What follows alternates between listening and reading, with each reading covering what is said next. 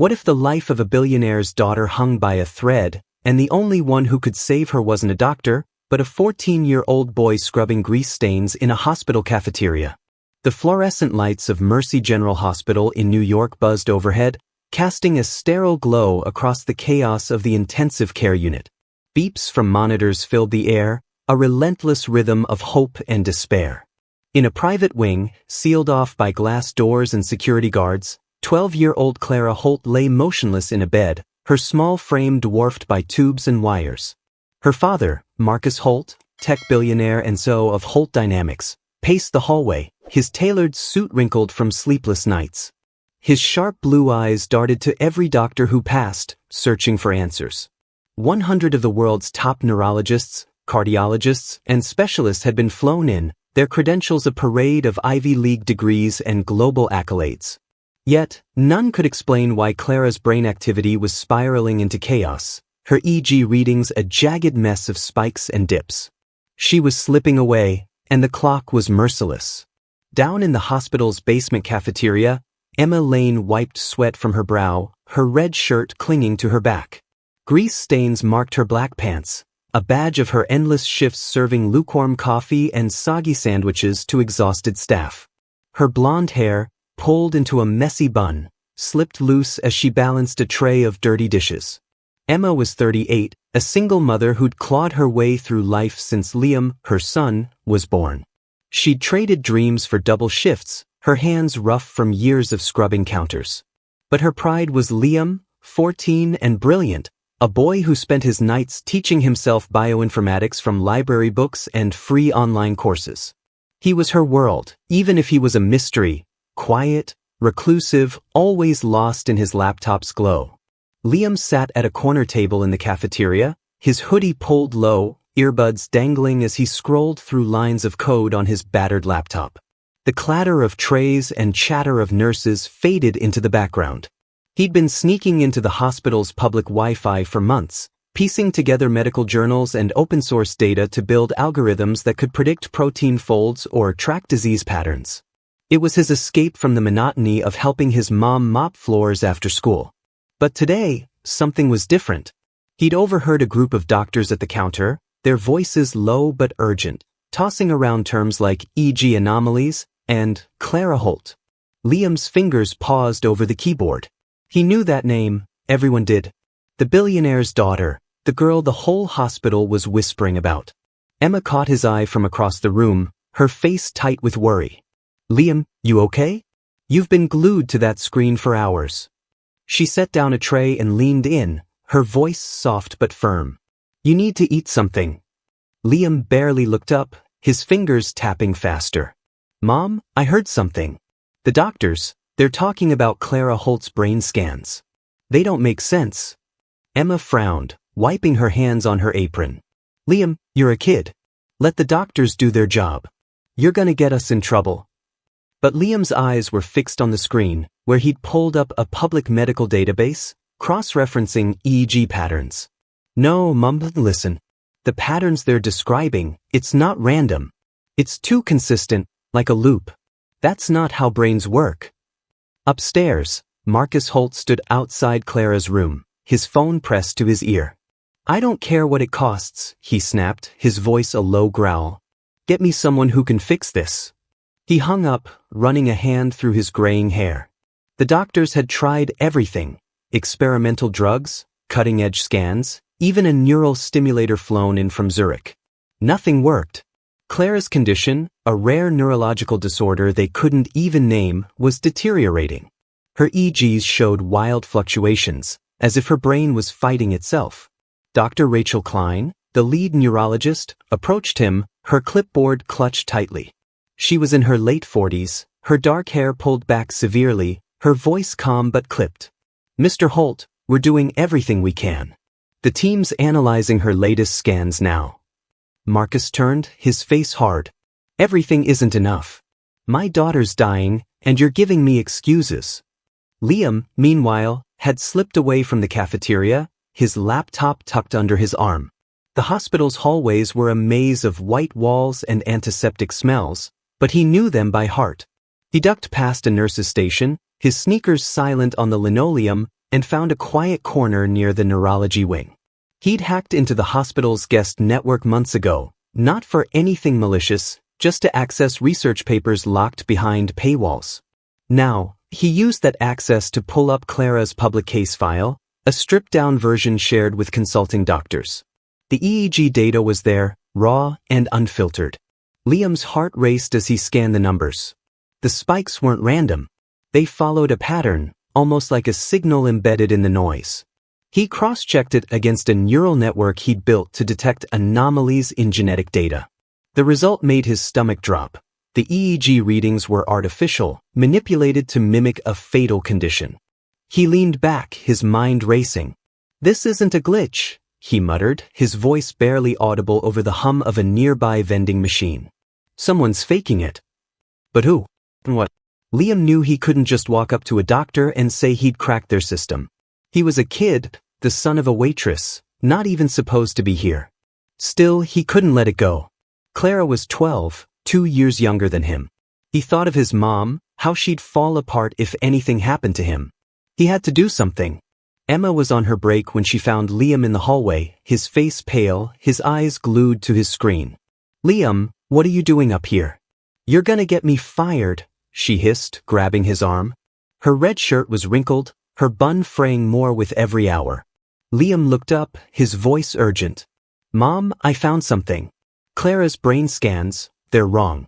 Someone's messing with them." Emma's eyes widened, but she shook her head.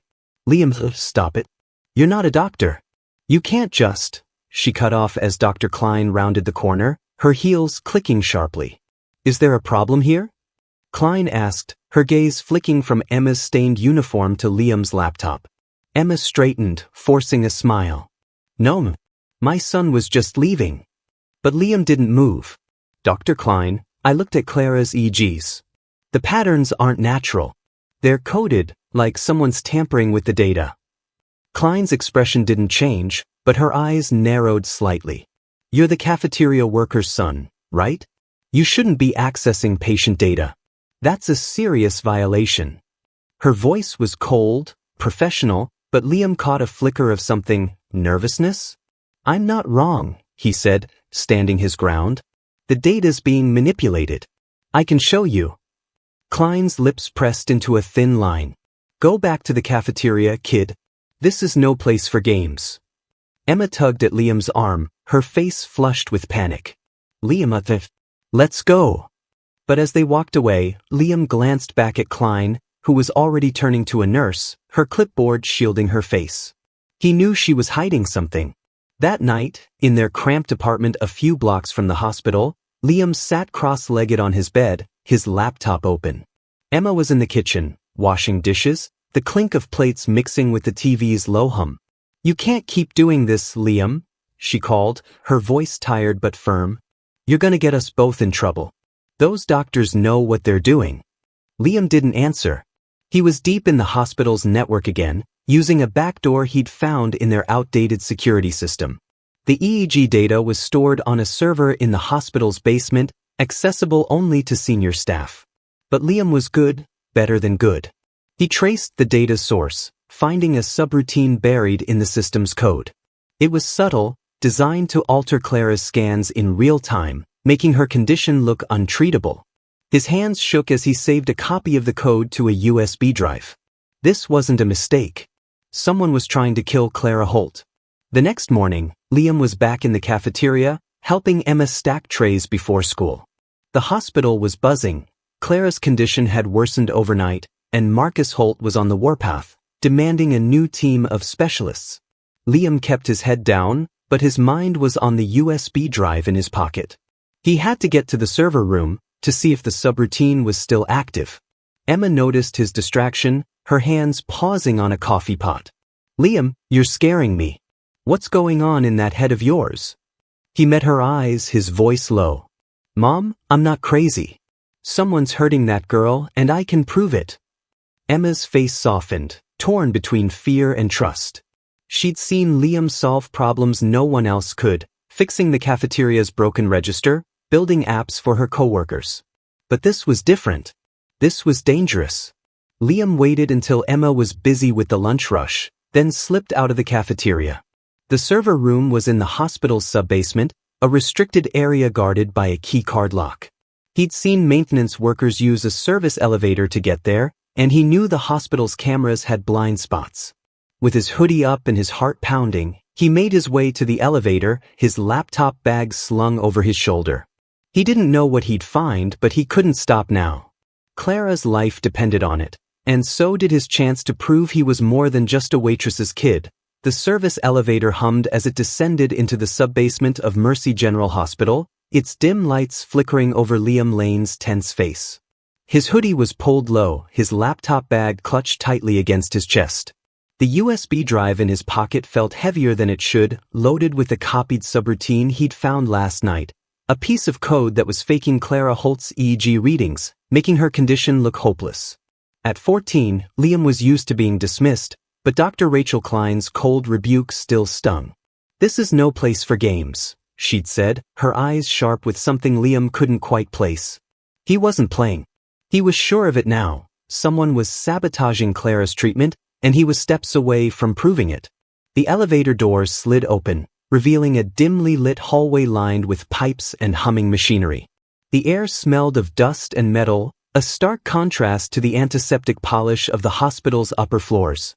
Liam's sneakers squeaked on the concrete as he moved toward the server room door, its keycard lock glowing red. He'd seen maintenance workers swipe their cards here during his months helping his mom, Emma, in the cafeteria. He didn't have a card, but he'd spent enough nights studying network vulnerabilities to know that Mercy General security was outdated. Pulling a small device from his bag, a makeshift RFID cloner he'd built from online tutorials, he pressed it against the lock. His heart pounded as the light blinked green, and the door clicked open. Inside, the server room was a maze of blinking lights and whirring fans. Rows of black cabinets stretched to the ceiling, cables snaking across the floor. Liam set his laptop on a metal table, his fingers flying over the keys as he connected to the hospital's internal network. The subroutine was still there, buried in the EEG system's code, quietly altering Clara's brain scans. He traced its activity, watching as it looped false data into the system in real time. "Got you," he muttered, saving screenshots to his drive. But then he froze. A line of code pointed to an admin account with initials, RK Rachel Klein. Before he could dig deeper, footsteps echoed in the hallway. Liam ducked behind a server rack, his breath shallow. The door swung open, and a young woman in a lab coat stepped in, her dark hair tied back, a badge reading Mia Chen, lab technician, clipped to her pocket. She was in her early 20s, her eyes scanning the room as she carried a tablet. Liam stayed still, but his laptop's screen glowed faintly, betraying him. Mia's gaze locked onto it. "Who's there?" she called, her voice sharp but curious. Liam weighed his options, run or talk. He stepped out, hands raised. "I'm not stealing anything. I'm trying to help Clara Holt." Mia's eyes narrowed, but she didn't call security. "You're the kid from the cafeteria, right, Liam?" She'd seen him helping Emma, always tucked in a corner with his laptop. Liam nodded, his voice low. "I found something in the EEG system. It's being tampered with. Clara's not as sick as they think." Mia hesitated, glancing at the door. "That's a big claim, kid. You got proof?" Liam opened his laptop, showing her the subroutine's code. Mia's eyes widened as she scrolled through it. She wasn't a coder, but she knew enough to recognize something wrong. "This is bad," she whispered. "If you're right, someone's messing with a patient's life." Liam felt a spark of hope. "I think it's Dr. Klein. Her initials are on the admin account." Mia's face tightened. "Klein's the best neurologist here. She's been running Clara's case from the start. Why would she do this?" Liam didn't have an answer, but he didn't need one yet. "Help me get this to Marcus Holt," he said. "He needs to know." Mia bit her lip, then nodded. "Okay, but we need to be careful. Klein's got a lot of pull around here." They worked quickly, Mia keeping watch while Liam dug deeper into the system. He found a log showing the subroutine had been active for weeks, tweaking Clara's scans to mimic a fatal neurological collapse. Every time a new doctor was brought in, the fake data threw them off. Liam's hands shook as he uploaded the evidence to a secure cloud server he'd set up for his bioinformatics projects. If we get caught, this has to stay safe, he told Mia, who nodded, her face pale. She was risking her job, but something about Liam's quiet intensity made her trust him. Their time ran out faster than they expected. The door burst open, and Dr. Klein stormed in, her face a mask of controlled fury. "What are you doing in here?" she demanded, her eyes locking onto Liam's laptop. Mia stepped forward, trying to stay calm. "Just checking the servers, Dr. Klein." There was a glitch reported. Klein's gaze flicked to Liam, who stood frozen, his screen still open. "You again," she said, her voice low and dangerous. "Tampering with hospital systems is a crime, kid. Step away from that computer." Liam's heart raced, but he didn't move. "I'm not tampering. I found your subroutine. It's faking Clara's EGs." Klein's expression didn't crack, but her hands tightened on her clipboard. "You're out of your depth," she said, stepping closer. "You think you can play hero? You're nobody." Mia cut in, her voice shaky but firm. "He's got evidence, Dr. Klein. It's already backed up. Whatever you're doing, it's over." Klein's eyes darted between them, calculating. For a moment, Liam thought she'd call security, but instead, she laughed, a cold, brittle sound. "Evidence?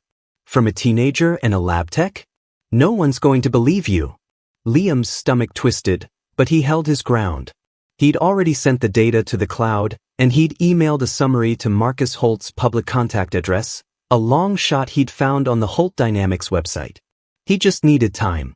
"Mr. Holt will believe me," he said, his voice steady despite his fear. Klein's smile faded. She turned to Mia. "You're done here, Chen. And you," she pointed at Liam, "you're lucky I don't have you arrested." She reached for her phone, but before she could dial, a commotion erupted in the hallway. Heavy footsteps, a man's voice barking orders. The door flew open again, and Marcus Holt stormed in, his face red with rage. "What the hell is going on here?" he demanded, his eyes locking onto Klein. "I just got an email from some kid claiming my daughter's scans are being faked. Somebody better start talking." Liam's breath caught. His message had gotten through. He glanced at Mia, who gave him a small nod, and then at Klein, whose face had gone pale. The server room felt smaller, the air thick with tension. Marcus stepped closer, his presence filling the space. "You," he said, pointing at Liam. "You're the one who sent this? Show me." Liam's hands trembled as he opened his laptop, the evidence glowing on the screen. This was it, the moment everything could change or fall apart.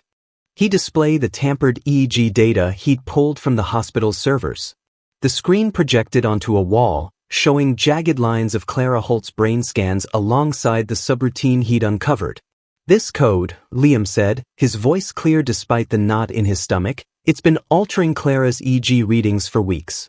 It mimics a fatal neurological condition, but it's fake. Her real scans are buried underneath." He pointed to a graph where the manipulated spikes flattened out when he applied his own algorithm. "She's stable. Not dying." Marcus leaned forward, his jaw tight as he studied the screen. "You're saying someone made my daughter look sicker than she is? Why?" His gaze shifted to Klein, who hadn't spoken. Liam hesitated, then pushed forward.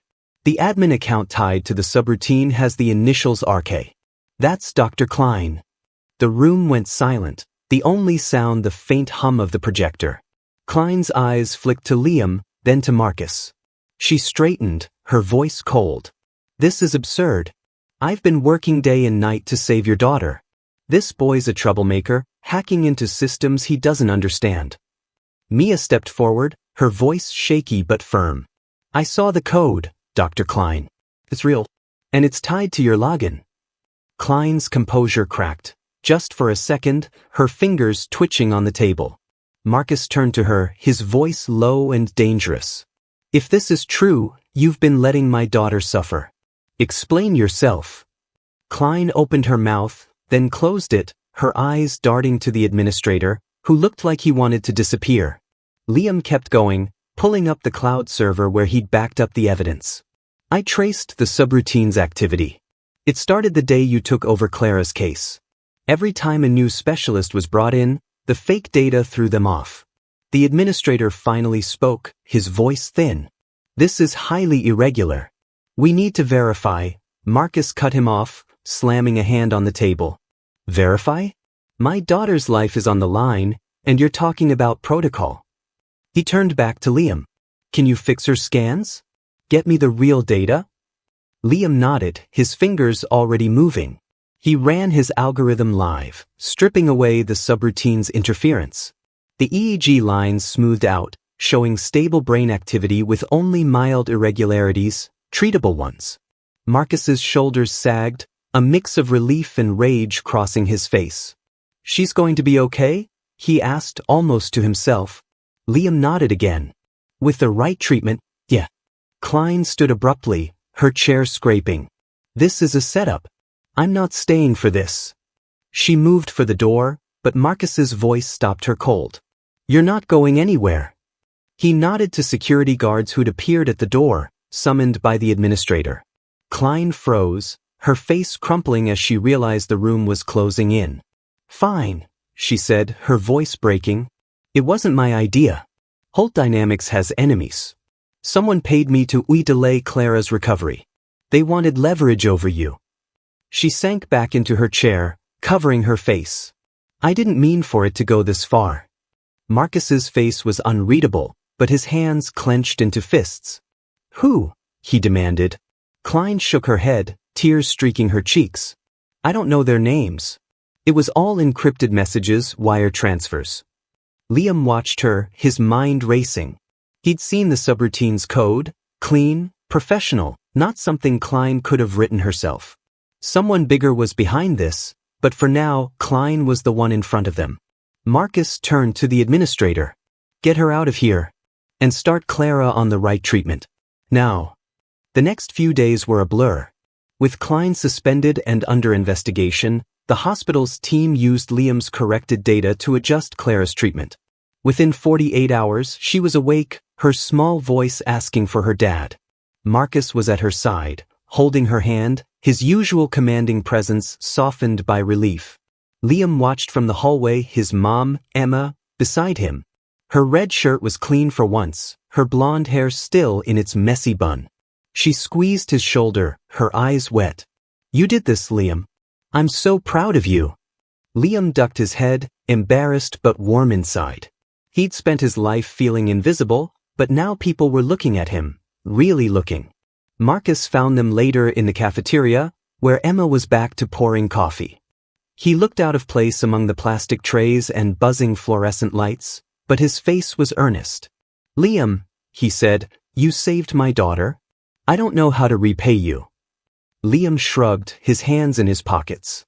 "Just wanted to help." Marcus smiled, a rare, genuine thing. "You're going to do more than that. I'm funding a scholarship in your name, full ride, any school you want. And your mom's getting a promotion. No more double shifts." Emma's jaw dropped, her hands freezing on a coffee pot. "Mr. Holt, that's too much," she stammered. Marcus shook his head. "It's not enough." Liam's algorithm, dubbed the Lane Protocol by the hospital's tech team, was rolled out across Mercy General systems to detect data tampering.